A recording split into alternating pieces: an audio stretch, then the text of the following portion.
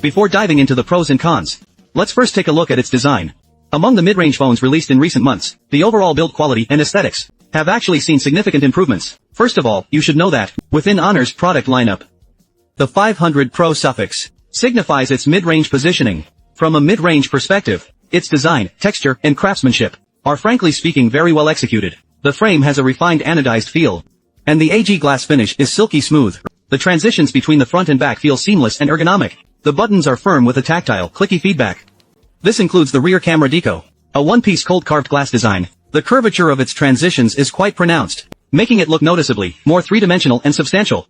My take on the Honor 500 Pro S design is this. The aesthetics might be polarizing, but in terms of craftsmanship, feel and materials, the Honor 500 Pro S performance punches well above its mid-range weight. So much for the design. Next, I'll talk about what I consider to be the pros and cons. If you're considering this phone in the near future, the following details might be very useful to you. There are three main advantages. First is eye protection. Honor is a manufacturer that manufacturers that consistently invest. From the early adoption of high-frequency PWM dimming, to establishing the Honor Oasis Eye Protection Lab in late 2023, they've been steadily and aggressively advancing eye care tech. This continuous investment over recent years has clearly yielded results, starting from the initial skepticism and debate, and a fair amount of doubt, to the present day. It has evolved into a signature competitive edge for Honor. It is an exclusive advantage that others simply don't have. Basically, for any user who prioritizes eye protection, Honor has become an unavoidable choice. As for me, when it comes to screen eye protection, I actually have a fairly high tolerance. But there are always people around me who, after looking at an iPhone screen for a while,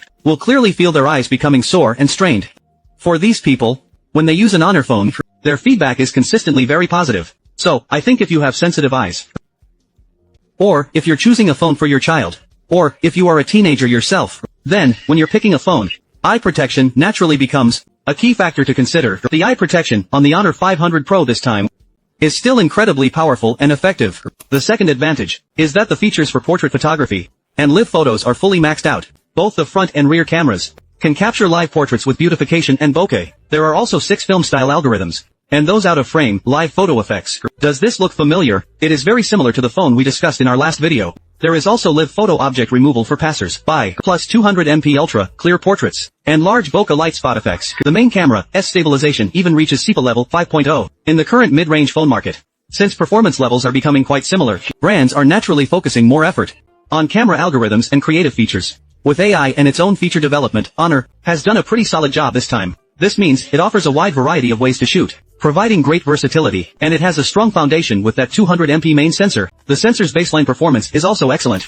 The third highlight is its massive battery and exceptional endurance. The horizontal deco design provides a layout advantage for internal components, allowing it to house a high-energy, density 915 Watt 8000 mAh battery.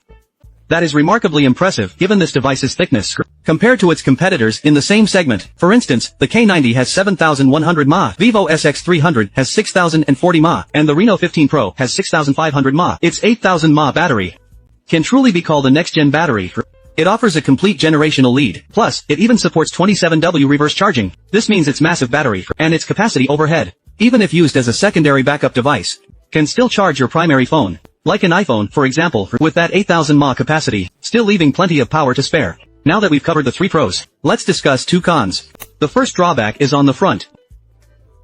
It doesn't have a 4-sided symmetrical bezel. While rear design is a matter of personal taste, the front view still shows a noticeable gap compared to others. It does lack a certain premium feel, especially since its direct competitors and manufacturers in general have made strides here this year. Both Vivo SX300 and Oppo Reno 15 Pro feature 4-sided symmetrical bezels.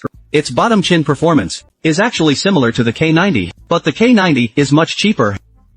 Right. The second disadvantage is the speaker and vibration motor. These peripheral specs show no real improvement over the previous generation, because for the Honor 500 Pro, they even included this dedicated camera button on the side. It also serves as a shortcut to AI features. Actually, it is a pretty high-end specification.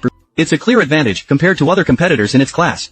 But this also means that the button will be used quite frequently. For instance, when launching the camera, accessing the AI portal, or even adjusting the zoom. Haptic feedback is integrated into all of these interactions. If the vibration motor were a bit better, the improvement in the overall premium feel would be quite significant.